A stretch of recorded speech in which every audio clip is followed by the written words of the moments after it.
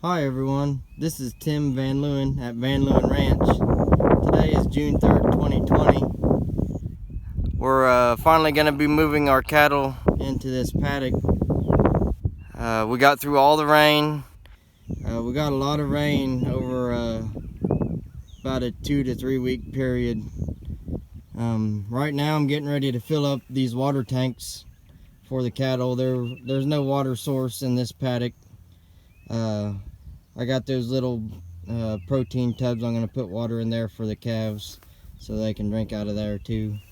This is my water tank set up.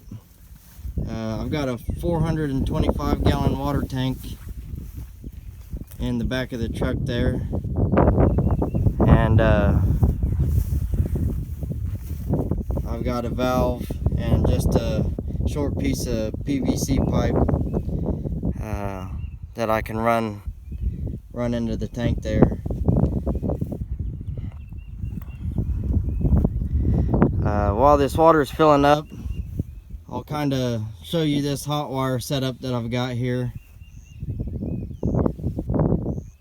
And I may have to make some adjustments here and there, but I think it'll work for now.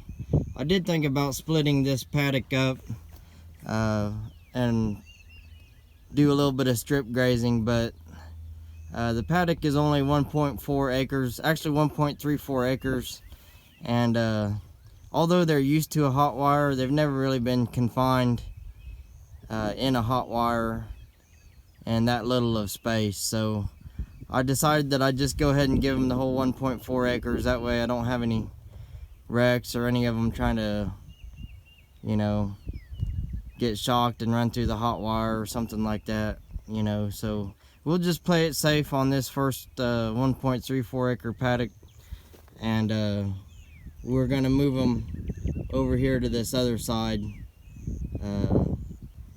next time. I'm hoping to get 5 to 7 days out of this paddock.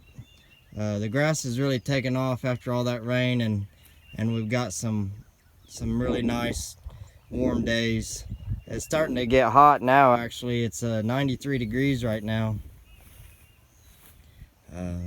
So we're starting to get into the heat of summer now, I think. All right, I'm gonna go ahead and open this valve and let the water in. There it goes. That water fills up pretty fast with the 2-inch pipe on there.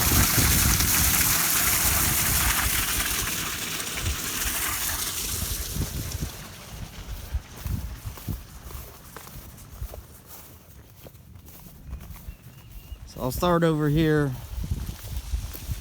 with the Hotwire.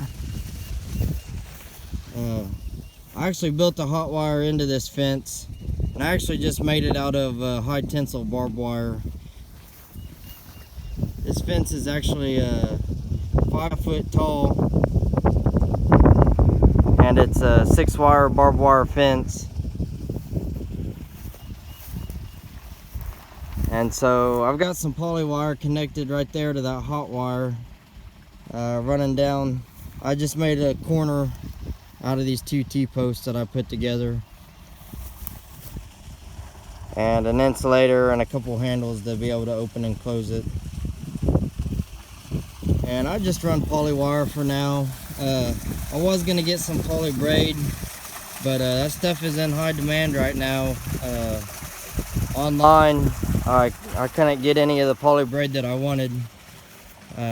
It's all back order, sold out, and it may be August, they say, before they get any more. So this poly wire will have to work for now. I just got it at my local farm store, and I used it last year, and it works okay. I think the poly braid would be a lot more durable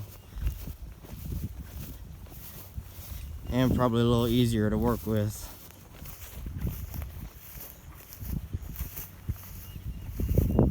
So for my main Hotwire, I've used T-post and insulators, pin lock insulators.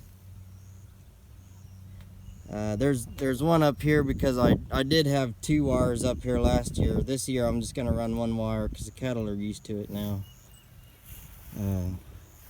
I've actually got it going down to those trees right there, and then it goes south and through that draw to the other side. And that's the main hot wire for this whole 7.4 acres back here. And for this crosswire here, I know it's probably hard to see that wire going across there, and it just goes straight south through those trees. I actually bought an extension cord reel at Walmart for like $6.99, and I got that idea from Greg Judy, so thanks Greg Judy for the tip. But it's a cheap and easy way to make your own reel. And since basically all that stuff is sold out right now online anyways, it was really my only option. And but it does work good for what I need it for. If I was doing something a little more intensive, you know, like Greg Judy does, or a one-day move, and you know, needing multiple reels and all that type of stuff, then it would be nice to have those other higher dollar reels. But this works just fine for me right now.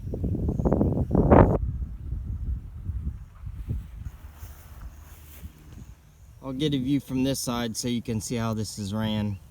There's a pin lock insulator on the T-post there, and that main wire runs straight across, and I just wrapped the wire from the reel around that main wire a few times, and stuck the reel over the T-post and just kind of rested it there.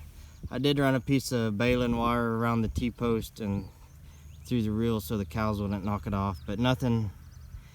The baling wire is not touching the wire or anything like that. It's all out of the way.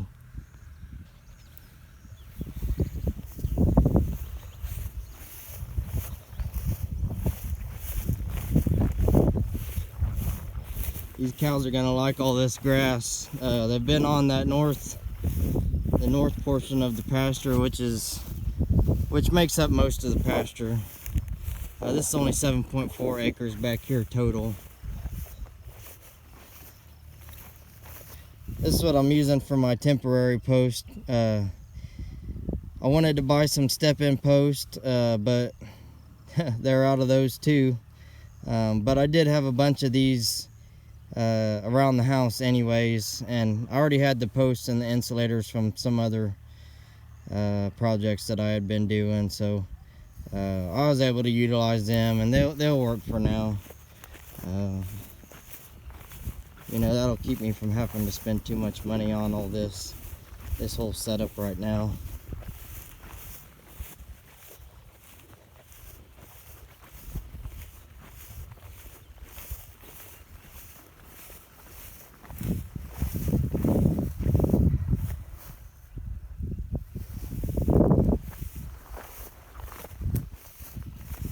There's kind of a little hump in the ground there. That's why I put 2 posts right there.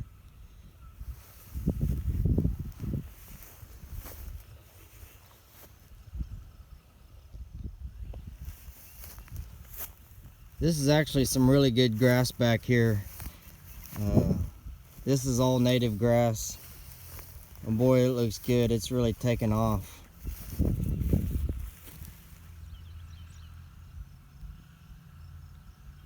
That is some really nice grass. Those cows are gonna have a heyday on this.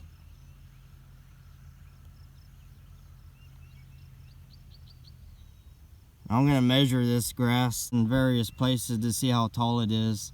When I pull them out, when I pull the cattle out, I'm gonna remeasure in a few places to see actually how much grass they took off.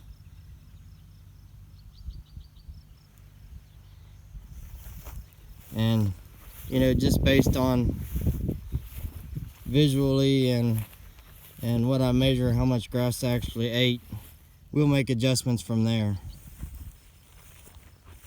I'm back here at the south end of the paddock right now. This is how I ran this end of the hot wire.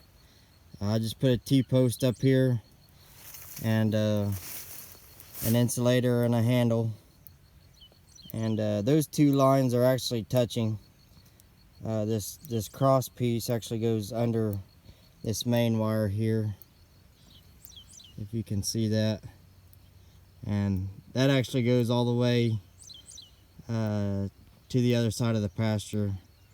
The main reason is this fence line has grown up, really grown up, and the neighbor and I haven't been able to find time to get together to clear these trees out and redo this fence back here. So I keep this hot wire up just to keep my cows out. But this whole setup's pretty simple, and once I'm ready to move paddocks, it really shouldn't take me that long to pull up these posts and move everything. So I'm going to finish filling up all these water tanks, and let's try to get the cattle in here, see how they like it.